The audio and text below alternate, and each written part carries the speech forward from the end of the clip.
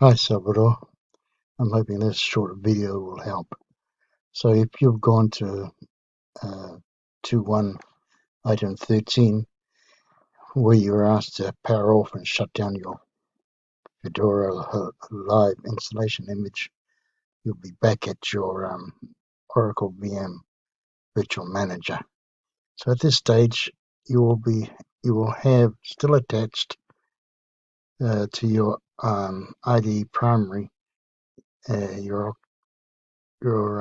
Fedora Live ISO. So you just need to go into settings, go to storage.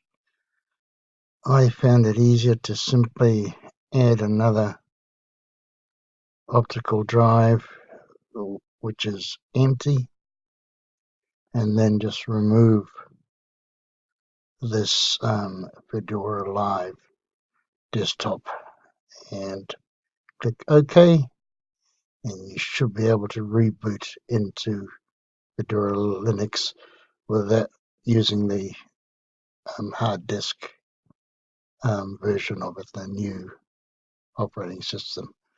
Hope this helps. Cheers. Bye-bye.